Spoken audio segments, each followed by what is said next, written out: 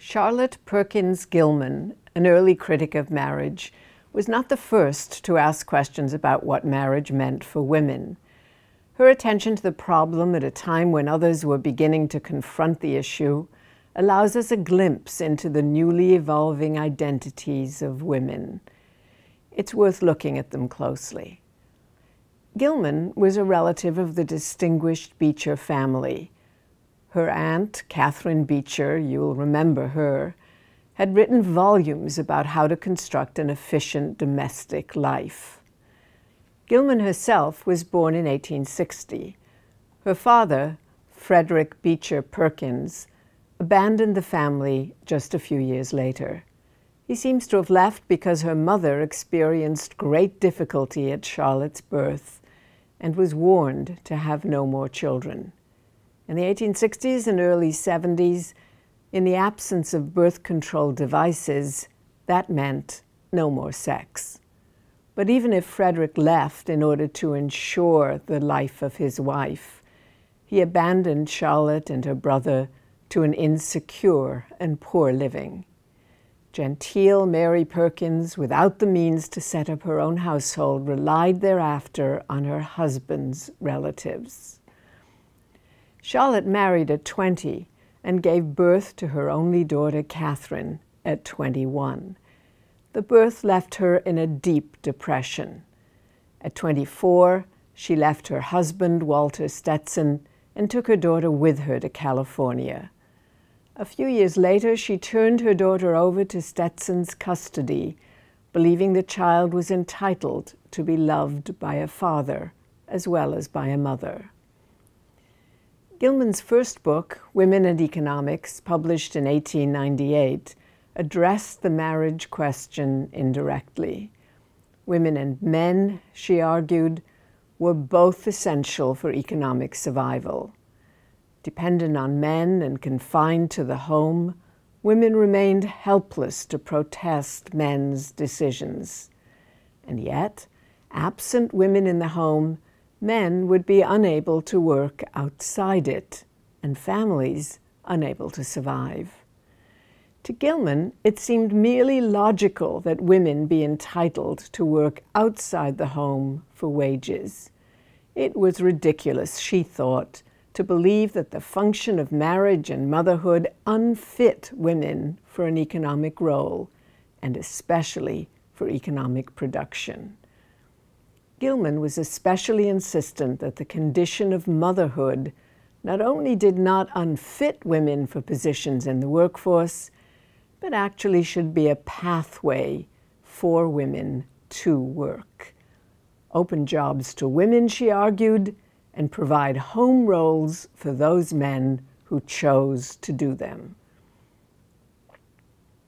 Gilman's book attracted wide attention, and she became the center of a community of women we've come to identify with modernity.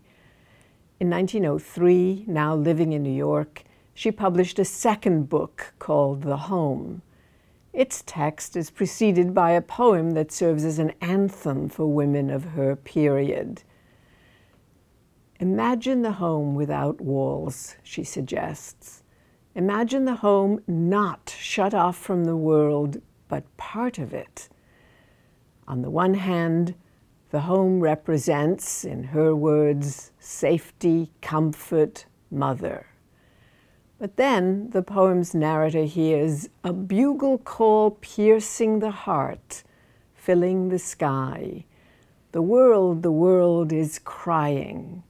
Hear its needs. Home is part of life. I am the whole. Home is the cradle. Shall a whole life stay cradled in comfort through the working day, she asks. And her answer to that question is no. Women have a responsibility, a duty to go out into the world to take their nurturing ability, their skills at organization, their skills at rearing children into the world where they might exert a wider influence. In the Yellow Wallpaper, Charlotte Perkins Gilman's best-known work, and one that some of you may have read, she describes what it's like for a woman to remain confined within the four walls, first of home, then of a single room, and how those four walls consigned women to live in the dark and slowly drove them crazy.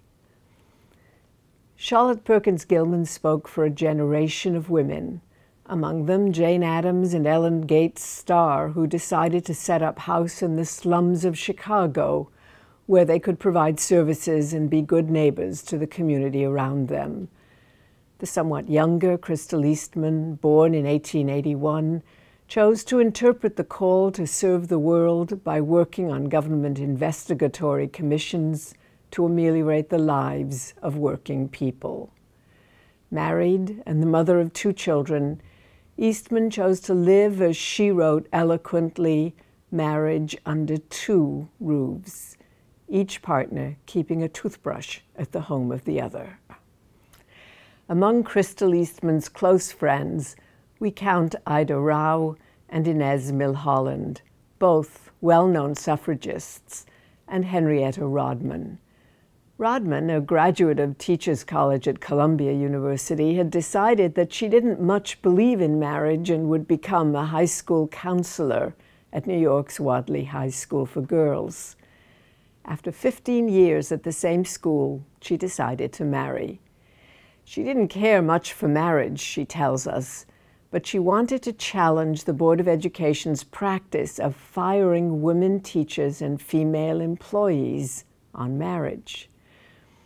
The policy was inflexible, applying to all women, no matter how good at teaching they were, whether or not they supported children or other family members, and even if they never intended to have children of their own.